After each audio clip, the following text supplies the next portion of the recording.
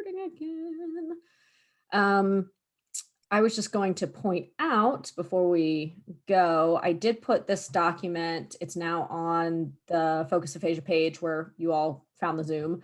And this just has some helpful tips for doing actual coding. If you want to code your own transcripts, we're going to work off of pre-coded things off of Aphasia Bank, which if you don't have access, I gave a little blurb here. Once you have access, you can download the transcripts, which we will be working with today.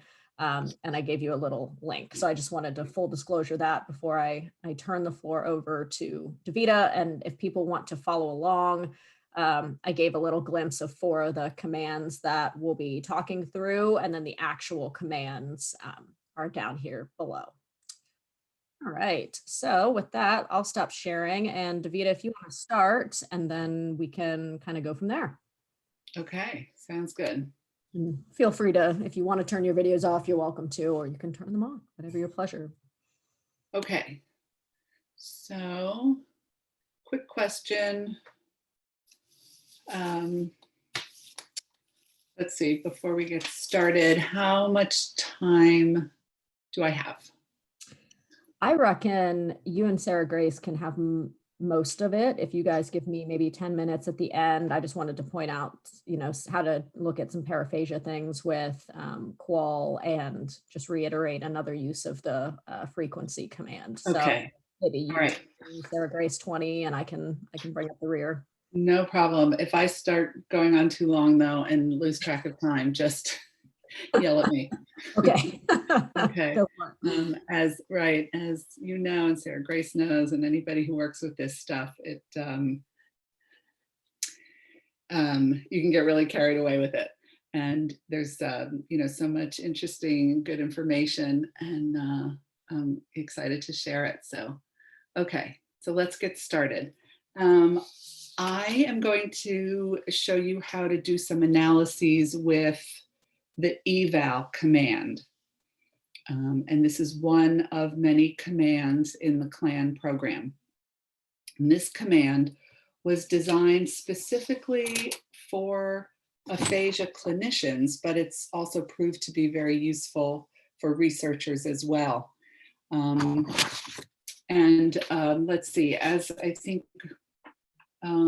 we may have explained here in the cheat sheet that Brie put together, the eval command is a composite profiling command. So you run one command on one chat file, 2 chat files, 100 chat files, whatever you have that you want to analyze, and you get 34 outcome measures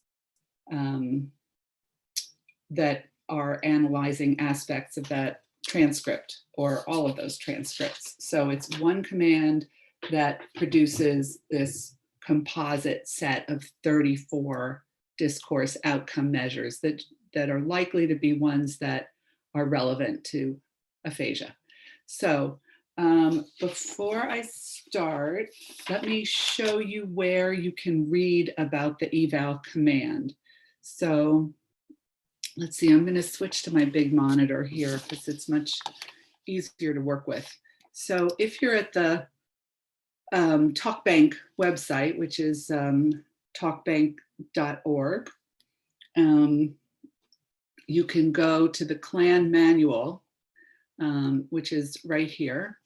You click on the CLAN manual, and then when it comes up, you can search for eval, and it'll pop you to that location in the table of contents. You can just click there on the page number, and you get to an explanation of the eval command, all the measures, those 34 measures I told you about, and then an eval demo. So it's another opportunity, another resource that you can go to. And then if we go back to the TalkBank website, another thing you can do if you're interested in learning more about this command is to go to the Aphasia Bank webpage, which is here, and then go over here to publications. And then then you can click here for a bibliography that has clickable links. And there are two articles. One is by Forbes et al. In 2012. So I would search for Forbes and look for the one here, this one down at the bottom, Forbes et al. 2012. And you can just click on the link and it'll pull up the article. And then there's another one, which is a relatively new one. So let's see, I guess it's down at the bottom. These are chronologically listed, and it's Fromm et al. 2020. Let's see, here we go. This one, using aphasia bank for discourse assessment. And again, if you just click on the link, it pulls up the article and it tells you more about the eval command and various others. So those are resources that people can use to learn more about the command. All right, so let's get into it. The first thing we'll do is open up the CLAN program, and this is the CLAN commands window. I have my working directory set to a folder on my desktop called Friedrichsen, which has some files from the Friedrichsen corpus that we have in Aphasia Bank. And so the first thing I want to do is show you the files that we're going to be analyzing. So these are various participants, O1A, O2A. If there's an O3A and an O3B, it means that that person was seen multiple times, usually separated by several years. So we're going to look at Friedrichsen O9A and O9B today. And just to orient you to the chat transcript, it tells us that this person is 63 years, 7 months old. He's a male, he's got anomic aphasia, and his WAB-AQ was 90.2. And then you have a full transcript of speaker tiers, the investigator, the participant, the morphological tier that's under it, the grammatical relations tiers. Those are automatically created by the more command. There are different what we call gems, which are just different speech tasks. So there's free speech, and then there are different picture descriptions, storytelling, procedural discourse tasks, and so forth. So anyway, this is a big, long transcript that we have on this person, and we're going to do analyses on this transcript. Okay, let me move this out of the way so I can access my buttons here. Okay, so I'm going to close this file now, and I'm going to do the first command, which is I'm going to use the drop-down menu here for programs, and I'm going to select eval. I want to do the eval command. I want this profiling set of composite scores on Friedrichsen O9A to see how he did on one of the tasks. Let's say we're interested in how he did on the Cinderella task. So then I click this option button. Let's say I want to look at Friedrichsen O9A. So I select that over here and I say add, and looks like I already had O9B in here. I want to remove that because I just want to look at O9A right now. So I say done. And now I say that I just want to look at the participants' utterances. I don't care about the investigators' utterances. I don't want to compare him to the whole Aphasia Bank database, so I just deselect the database. We'll do that later. And then down here, it looks like I already selected the Cinderella gem, but if you wanted to look at how he did on his stroke story, you would click that. If you wanted to get rid of that, you just unclick it. But let's look at how he did on the Cinderella task. You can select all gems, you can deselect the gems. But anyway, we'll look at the Cinderella task, say okay. And then what happened here is that because I used this drop-down menu and all those buttons, the command got written automatically. And what the command says is, I want to run the eval command. This symbol is in place of the file name. So that's where we did that first step where we selected Friedrichsen 09A and put it in that box. This says I want to look at the participants' utterances. I want to look at the Cinderella gem. And the plus U, it is just saying send the results to one file. We're just looking at one file here, so we would only get one file output of results, one spreadsheet. But if we were looking at 09A and 09B or the whole Friedrichsen folder, we would, and we want them all to go to one spreadsheet, we have to have this plus U to say send the results just to one output file. But if it's here, it doesn't matter. So that's what the command says. So then I hit run. And when I get here, it tells me that it looked at Friedrichsen 09A.chat, that was the chat file, and it created an output file, Friedrichsen 09A.eval.xls. And that file is in the folder now. You can see it here, right underneath the 09A chat file. So I could open it from there, or I can actually just triple click right here, and then it just asks if it's okay to open it, and you say yes. And let me make this bigger. Hold on one second, I have to keep moving this around. Okay, oops, hold on. Okay, so then we get this spreadsheet, which shows the Friedrichsen 09A file name here and some of that basic information from the top of the chat file. And as we scroll over, we start to see the data. So we see that it was 193 seconds in duration. There were 28 total utterances. The MLU in words was 4.48, MLU in morphemes. The types, of course, is the unique words used. The tokens is the total number of words used. Then we get a TTR, words per minute, verbs, how many verbs per utterance, the percent of word errors, percent of utterance errors. Those obviously have to be coded into the transcript by the transcriber. Then there's proposition density, followed by a whole bunch of parts of speech data and morpheme, morphosyntactic data. How many past participles, how many present participles, prepositions, adjectives, adverbs. And these are showing in percent. That's the default mode. I'll show you how you can run this and get raw numbers if you want. If you don't want to know percent of determiners or percent conjunctions, you want to know actually how many were there. Then there's a noun to verb ratio, open to closed class word ratio, number of open class and closed class words, and then the number of retracing, which are revision markers and repetition markers that were in the transcript. So if a word was repeated, there's a way to mark that when you're transcribing.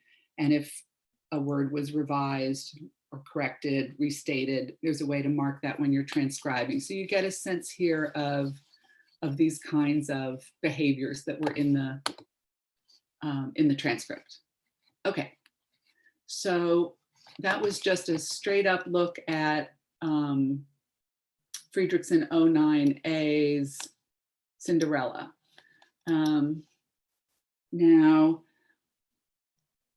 I guess the next thing I wanted to show, let me do this. If I hit the up arrow on my keyboard, it brings up the last command that I used.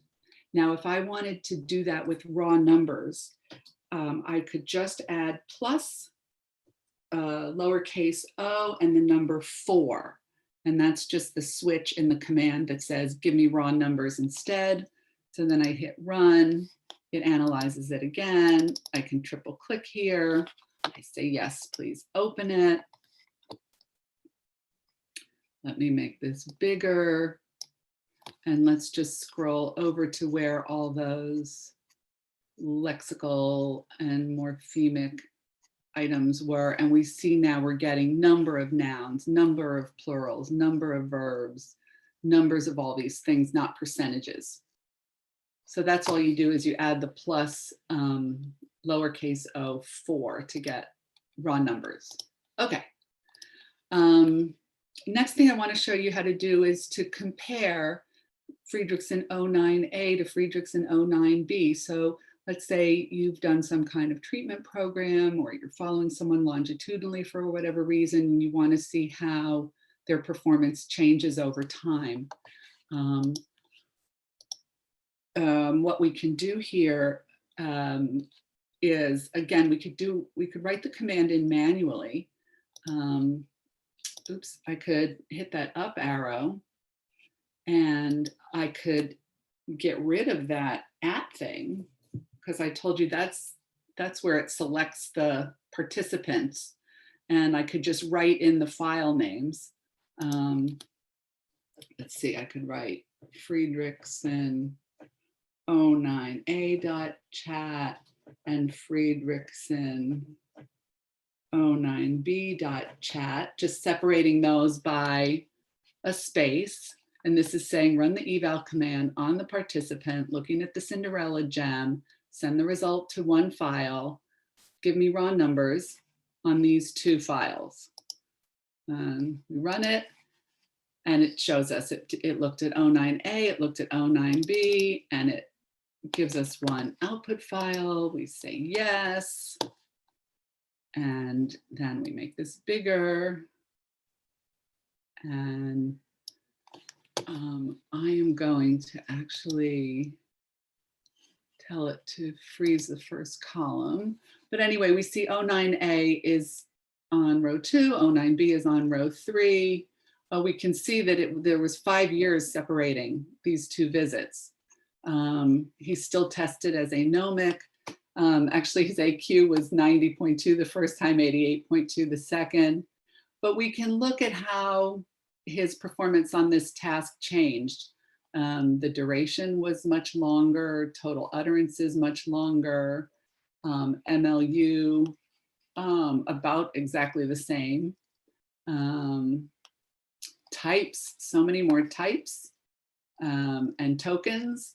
Again, so this is just, we don't have to go through every single one, but you get the point of how you can compare over time. And you can do, as many files as you want, and compare them and get these data output into one spreadsheet.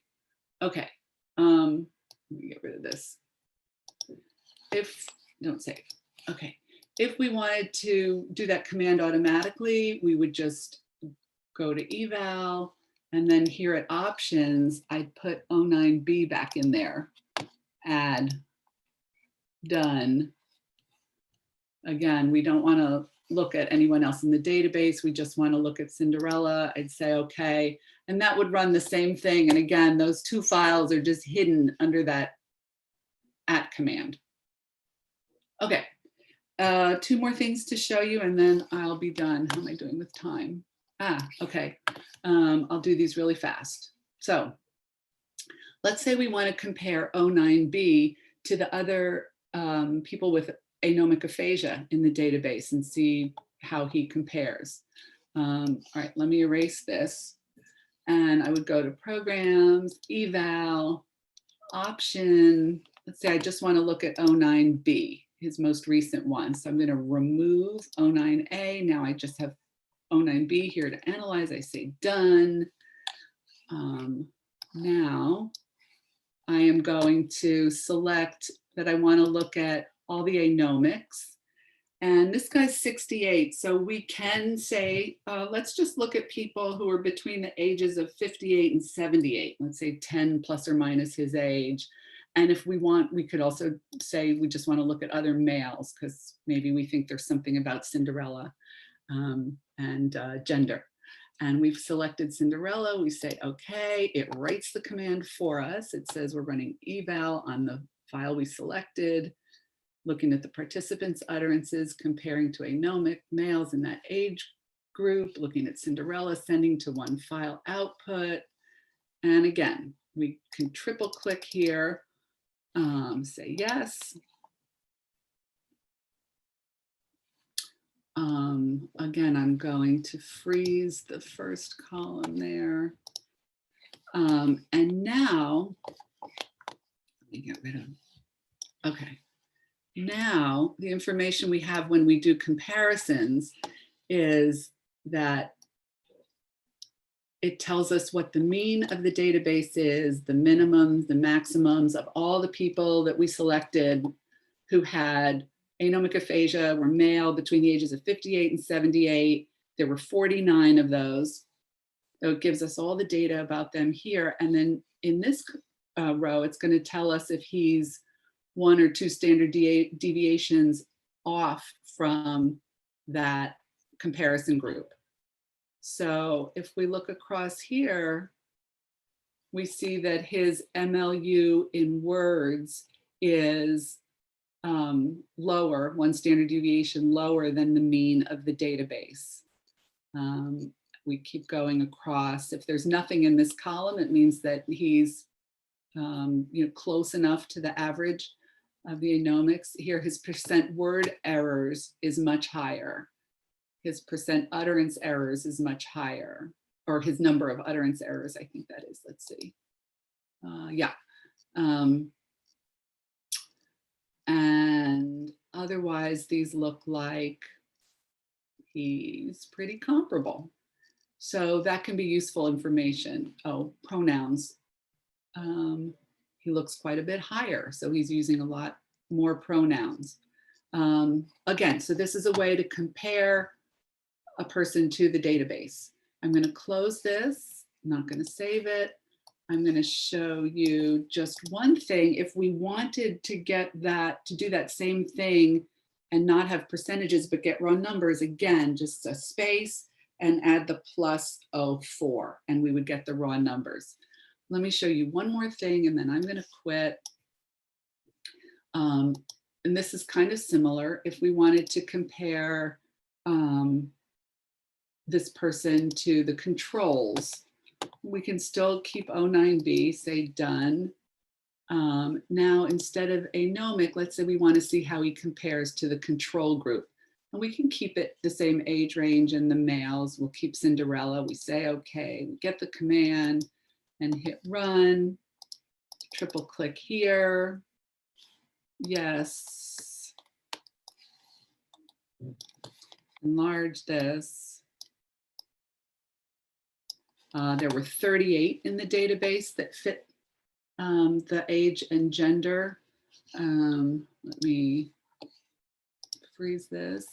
And then if we scroll over, we'll see more places where he's more different from this comparison group, because these are the controls. So 2 standard deviations off on MLU in words, 1 standard deviation off in the number of unique words that he produced, and so on. So you see a bunch more places where he differs. And he had a very high AQ, as you recall, like I think it was 88 point something at this testing.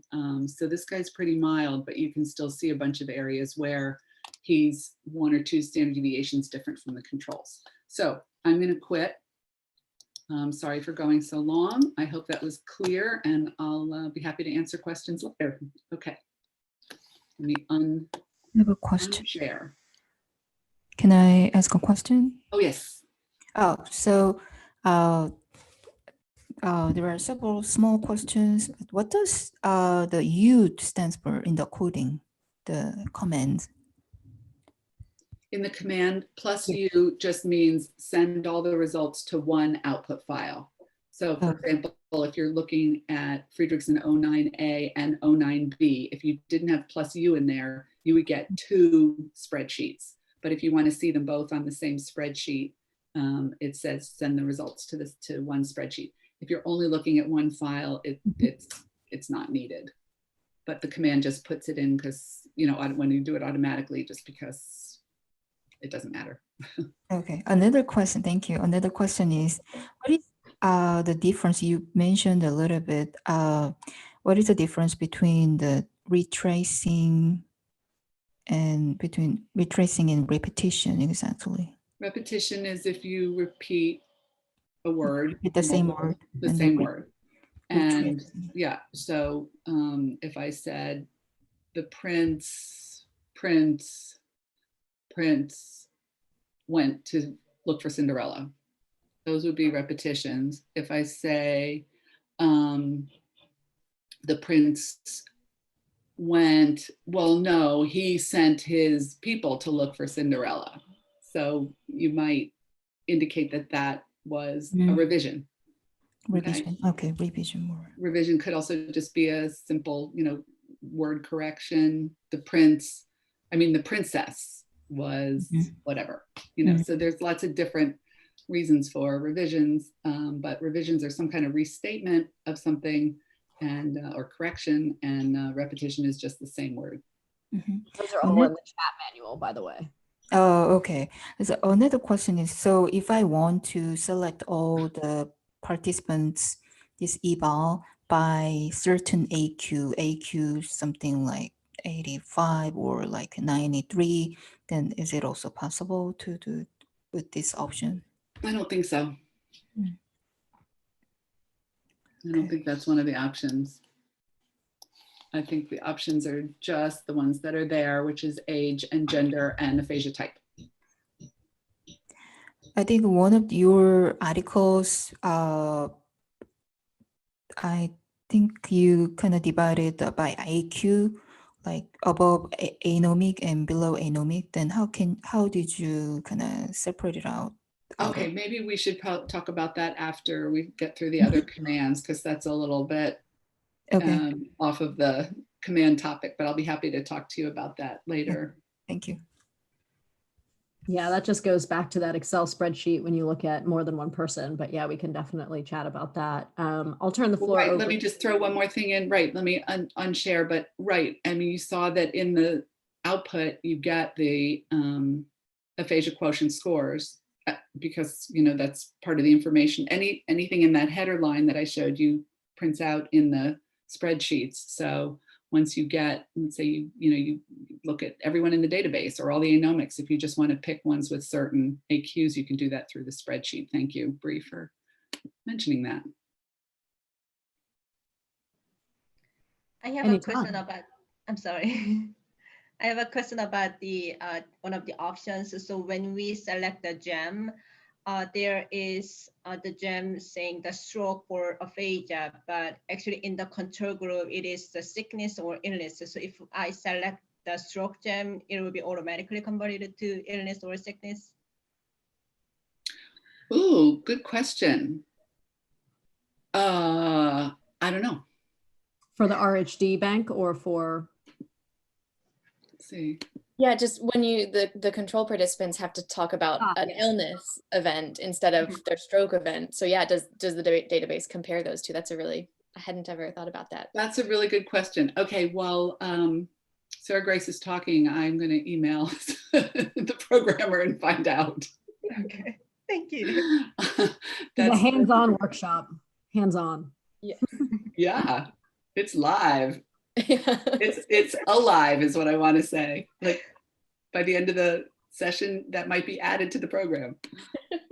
Love it. Okay. All right, we'll turn it over to Sarah Grace. All right, so I am going to walk us through, if you know that you have kind of more specific interests than the eval program, because the eval is really, really broad. It's going to give you lots of great information, but you might feel like you're drowning in data a little bit. So the Freck command can let you kind of dive into a little bit more specific. So I'm going to show how to use the gem command to just pull out a specific story or task that you're interested in, and then use the Freck command to evaluate it. So let me share my screen.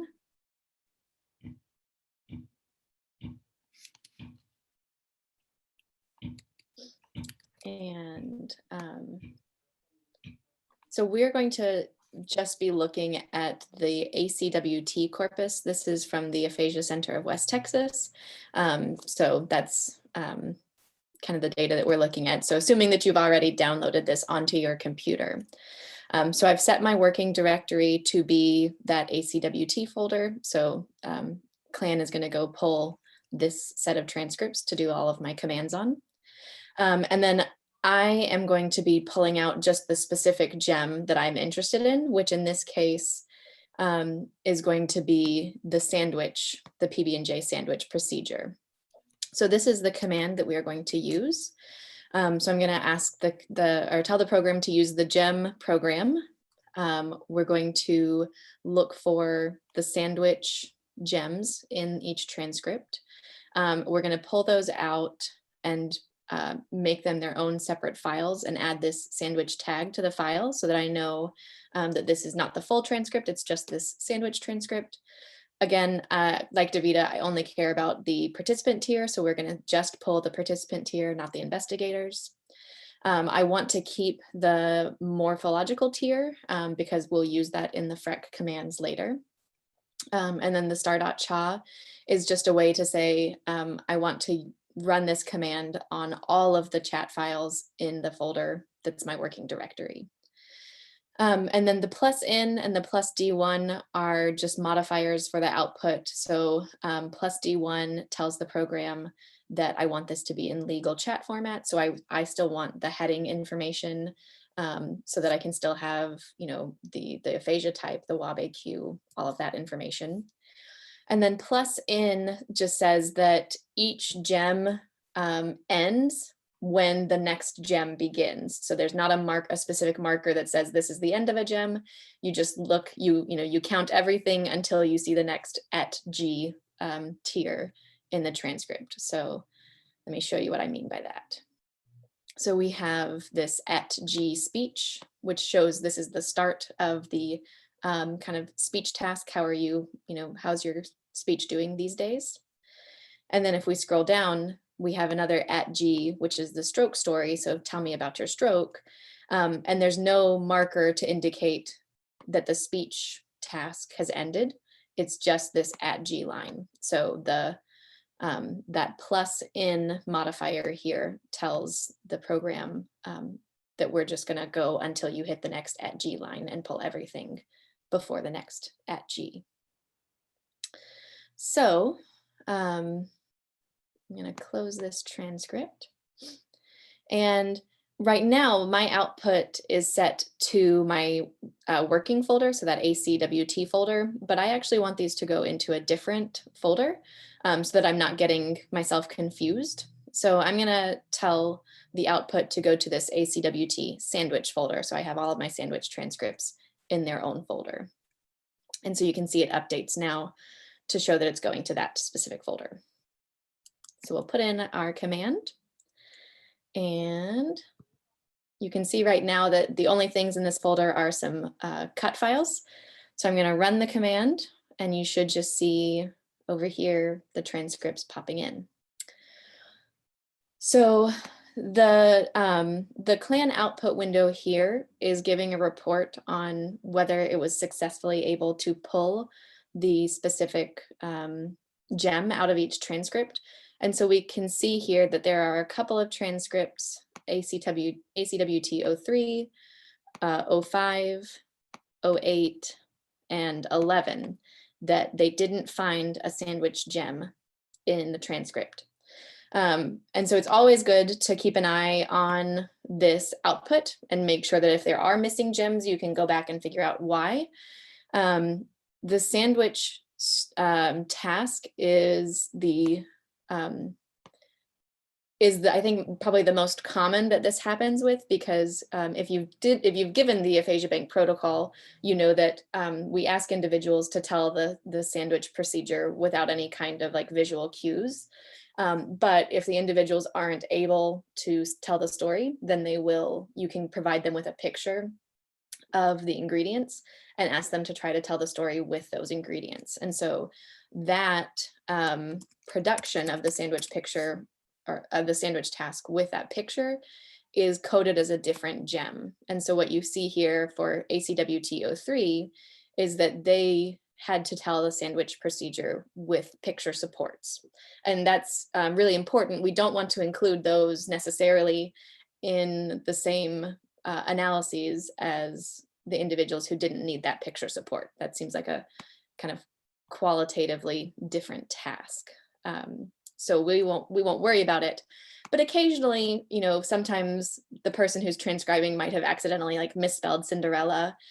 This is also sensitive to case. So if they've like forgotten to capitalize a letter, you might end up not pulling out a gem, and even if it is there. So it's always good to go back and check for those that are missing.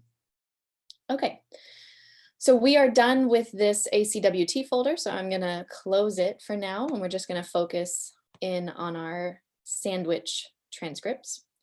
So I'm now gonna change my working directory back over to this specific set of sandwich transcripts as well. So now my working directory and my output directory match. And so the CLAN program doesn't say it twice because they're the same folder.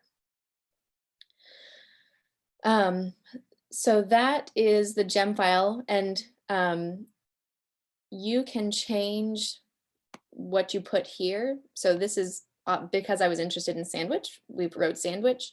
But if you were interested in Cinderella, you know, you would just put Cinderella. If you were interested in the broken window task, you just put window. So whatever the name of the gem is, it goes here. And then whatever tag you want to put on the files so that you know which specific story or which specific task it is, you put in there. So you can see that because I put the sandwich tag here, it gave me this dot sandwich in the middle of the file. So now I am going to rename the file type. So you see that running the gem command also changes the file from a .cha to a .cex. And the Freck command doesn't play as nicely with the .cex file ending. So, so we're just going to really quickly change the file ending. And that's a thanks to Davida. I actually just recently learned this, but you can see there. So we ran this command, and now all of the file endings are back to .cha. And so this one is very simple. You have your ren for rename is the program or the command. The old file name or the, you know, whatever it is that you want to change about the old file is what goes first. And then whatever it is that you want to change about, you know, change it to is what comes second. So I said star because I wanted this to be all of the files in the transcript. And then if it ends in .cex, and then I wanted to change all of those to chat format. Okay, so now we're ready to actually look at the Freck command. So the Freck command lets you determine how often a specific word or behavior or linguistic characteristic or other thing is present in the transcripts. So for this first, I'm just going to demonstrate looking for a single word. So in the sandwich task, we're going to look and see how many of the participants actually produce the word jelly. And we're going to send this to an Excel spreadsheet. And so what we'll see in our folder up here is that it will populate that Excel spreadsheet. And it uses the FRQ to show that this was a kind of a Freck command. Again, we open that up. My computer gets angry about triple clicking, so I'm not using the trick that Davida showed you because my computer is old. So here we get each of the participants in the folder, in our working folder. It gives us some basic information out of the header tiers. So we have the age, sex, aphasia type, and then we can see that almost all of them used the word jelly when telling the peanut butter and jelly sandwich. So if for some reason you were really interested in a specific lexical item, this is a really easy way to figure out if people are using that lexical item.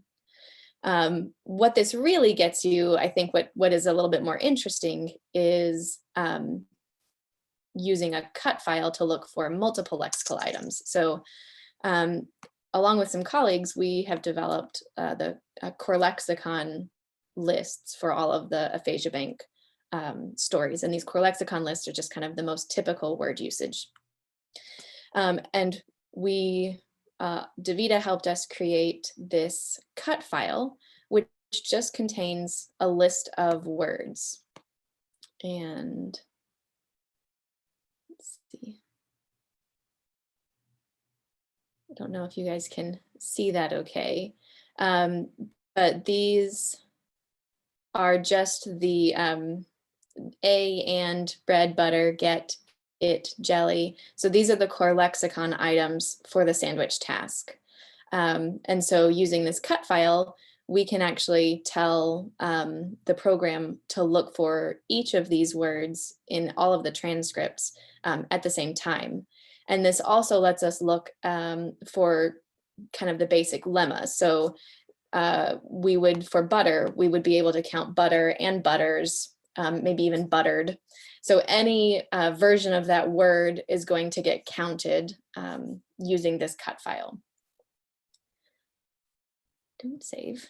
So let's run that really quickly. So the same in terms of the command. So here, instead of telling it to look for a specific word like jelly, we're telling it to go look for this file sandwich.cut, which is in our working folder. And then again, we're telling it we want to look at all of the files that end in that sandwich.cha, and we want to send this to a separate spreadsheet. So when we hit run, there we go, it gives us our output. And this time you see that there are just a lot more columns. So for each word, we have a column and we can see which participants produced that word and how many times they might have produced it. So that's really helpful. This is, a very easy way to score a core lexicon or some kind of like word list, core vocabulary list that you might be interested in. And at the end, this provides the types, the tokens, and the type token ratio. So essentially, if you're looking for, how many of the unique words in your list the individual produced, you can just look at types. If you're looking at how many times did they say these words total, you could look at tokens.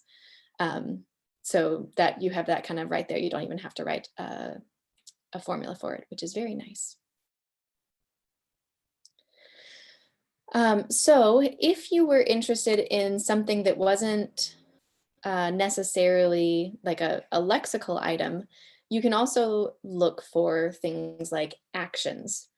So here, this is a command that would let you do kind of like a gestural analysis.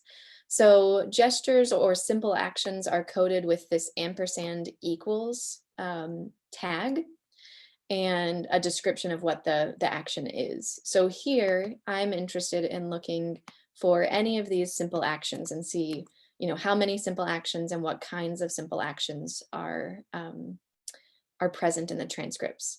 And so here, the plus S is what we're looking for. So we're looking for these simple actions. The star indicates that it's any action. We don't care, you could put in here a specific word. So it could be like waves hands. And so you could look only for the action waves hands. But here, I don't care about what kind of action it is. I want to find them all. And then the plus O modifier is just telling the program to sort these by order of decreasing frequency. So we want to see the most frequent action first, followed by the next most frequent action. And then I didn't put in the plus D2 modifier. So this is actually going to give me the results directly in the clan output. And so what we see here is that for each participant's transcript, we know who it is. We see that it's looking at that speaker tier, and then we see each of those simple actions. So twice there was something that was just coded as a gesture. Twice the participant pointed to the table. Twice the participant traced a letter. one time the participant gestured like moving their hand over.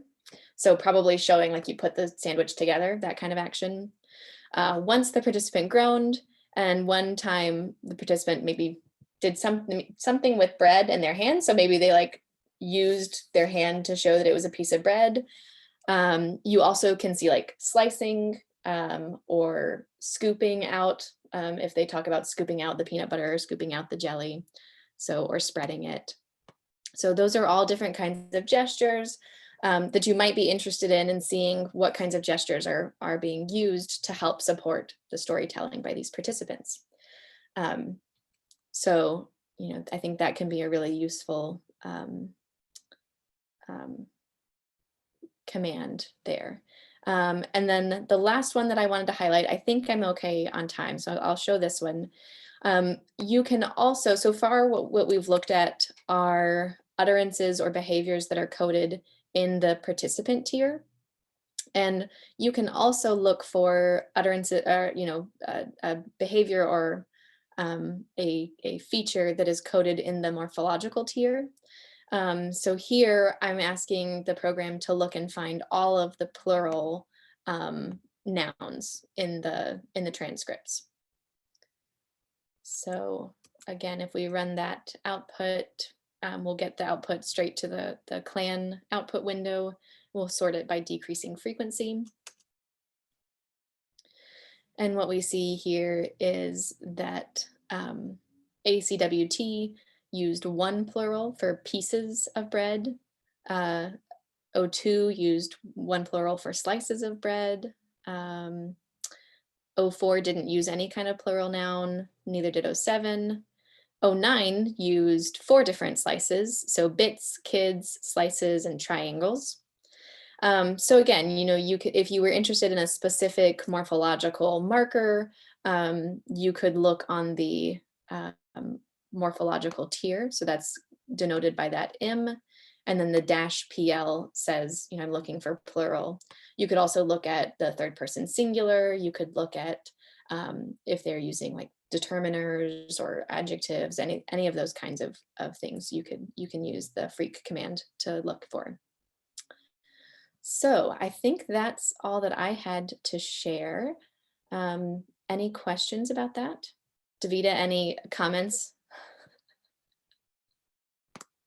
That was great. Beautiful.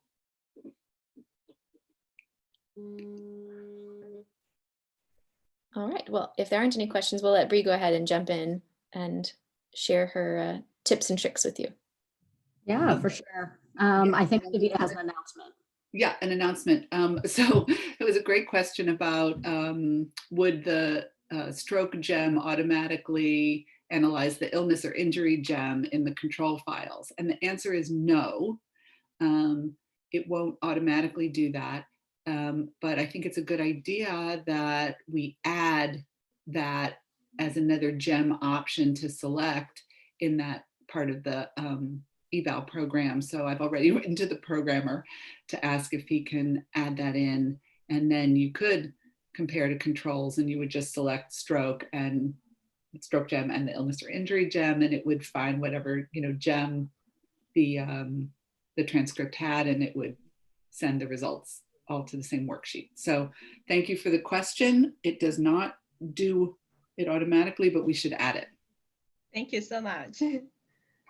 We learn things all the time. All right, so I'm just going to finish up with 2 very brief commands. For those of you who know me, know that I really like to look at errors and paraphasias or word-specific errors. So I was just going to show you 2 things that I commonly do to look at these things. You can also substitute in utterance level codes for this. So I'm going to show you what I do for like a word level code. So in these examples, I'm going to look for anything that's tagged with *S, which is a semantic tag. And that can be semantically related, unrelated, unknown, and a variety of different things, like it's a semantically related preposition, or it's a perseveration on something. So anything tagged with *S, and those are usually following words in the transcript that you tag as being errors. So I really like these types of paraphasias. So I wanted to show you, if you are also interested in this, how I look at these things. So in my clan, let me go ahead and pull it up. Hopefully, can you see both my commands and my, okay, great. So in my command window, I'm on a Windows, so it probably looks a little bit different. They kind of differ depending on what type of operating system you're on. But I have two codes that I have already plugged in. The cool thing about this is if you press the up key, it'll show you your most recently used codes, and I use the up key all the time. So you can see I'm just kind of rotating between the two. I'm in a folder which has all transcripts from only the broken window gem, just as an example. And you can see here that what I'm going to ask it to do first is something that Sarah Grace was showing, which is the Freck command, which stands for frequency. But I'm going to ask it to look on just the participant tier, not the interviewer. And I'm going to ask it to pull out as a count all instances where words are tagged with the *S. So something that's a paraphasia that's semantically oriented. As we've shown before, plus D2 will put all of my chat files of interest, combine it into a single worksheet, which I'll show you in a second. And I also wanted to show that another way to grab all the files in a folder, depending on their ending, is just to use this type of a call. So if your files, for instance, you can see here, mine all end with .cex because I pulled them out as gems earlier, which is what Davida showed. So if you want to go ahead and pull those, you can just call for anything tagged with that ending. If they're labeled as a chat file, you can also do that. So anything that's in your folder. So if I run that, it's going to run it. It's going to be angry at me because I didn't do it right, but I already did it. So don't worry. It lives already. You're going to get something that looks like this, which is going to be the frequency output that probably looks a little bit familiar given what we've just seen. You'll see again, the file name, right? You'll see all of the demographic information that's listed within the chat file. And then of interest to us, you're going to see over here instances of error types. So for instance, if you go to the chat manual, you'll see that this thing means it's an unknown but real word error. This one means it's semantically related error, and so on and so forth. I'm actually in the qual output. Sorry, let me switch really quickly. It's the same general thing, but here's the frequency output. You're going to get a raw number out. So for this participant, they did a single *S paraphasia, and it was an unknown. But this other participant down here in row 7 had 2 semantically related paraphasias and 1 unknown. So that type of quantitative output is something that could be really interesting, right? If you're comparing across different subtypes or different aphasia quotients, as Sue was mentioning earlier. The other one I want to briefly show you, and I mistakenly showed it to you there, but this command called qual, or kwal as I call it, which is probably not right. And what it does is very similar to frequency, but it actually is going to pull out the utterance, the language where the thing you're looking for. So again, in this case, semantically tagged things. It's going to pull out the utterance where those are present. All right, so if I run that, and I did it previously, so we'll just jump over there. You'll see this sheet where if you scroll all the way over to the right, you'll see all of the different utterances pulled out word for word from the transcript, and you'll see where that error is tagged. So this person has said, when they're trying to describe the picture, it's all big, right? And it was tagged as big being an unknown here. Now, something to note about qual, which is different from Freck, is that qual is going to give you 1 row per the thing you're looking for. So you'll see here, ACWTO3, who is a participant, has made 3 different instances of the semantic paraphasia. So we get 3 rows for that person. Whereas in the frequency output, you're just going to get 1 row per person, and it's going to give you raw numbers. So this is really nice, this qual, because it gives you more data to look at and really get to analyze and perhaps look at stuff like context around what the error was. So with that, I'll stop sharing so anyone can ask questions if you'd like. And this again will be all posted on YouTube later, but that cheat sheet of all the commands we use today is on the website currently right next to where you found the Zoom link, and it'll stay there even after we kind of move it to past presentations. So you can go in and use our cheat sheet if you'd like. So we have 3 minutes for questions if anyone has any other questions. So it looks like I kind of wonder that what's the usual order of the sorting data by your interest. So like you choose the story first and then just look up the story, sorting story, and then just go narrow down like by AQ and types later. Seems like that's one way to do it. I mean, if you're interested in a specific task, that's the way to do it. Maybe if you're interested in all tasks, right, you want to kind of compare across. So it really depends on your research question. I tend to be someone who likes to compare across tasks. So I separate my gems and then I can pull out all the information of interest and then do whatever statistics I want to do on it later. So comparing semantic errors on broken window with those made on the Cinderella task or something like that. I was thinking sorting by AQ or types first, but it seems like it's a little bit difficult to do that probably. Yeah, okay. It's probably easier to go by task or by the language element or gesture element that you're looking for. But I use eval first just to get a look at the data. And then I almost always use frequency next just to get a look at the data. And then I use qual to say like, okay, so what is this error in my instance? So I use those 3 commands a lot. Yeah, thank you. This is really super helpful. Yeah, and really deep actually. Yeah, wow. Yeah, I think it's important to remember, like I think we did a good job here of showing that how many different ways how many different pieces of information you can get out of that same, that frequency command can be really, really powerful. It's not just a simple word count. It can do so much more than that. So, if you have that question, then you're like, I need to know how many times this happens. The frequency command will probably be able to get that information for you. So the core lexicon you did a study, is it about whole this aphasia bank or for each story, each task? There's a core lexicon list for each task that we've developed, and those are available. There's like a discourse analysis webpage on the Aphasia Bank website, and the lists are available there. And we also, I think with Heather Harris Wright and Hannah Kim at East Carolina, they have also developed some core lexicon lists for some other stimuli items or stimuli. And so there's a compendium that we published earlier this year that has all of the core lexicon lists that these 2 groups have created for the different sets of stimuli. So that might be a good, so you're not just, Aphasia Bank obviously I think is really great, but there are also other stimuli if there are things about the Aphasia Bank stimuli that are not ideal for your question as well. Yeah, as long as you code it using the chat codes, you can do anything you want with CLAN, which is great.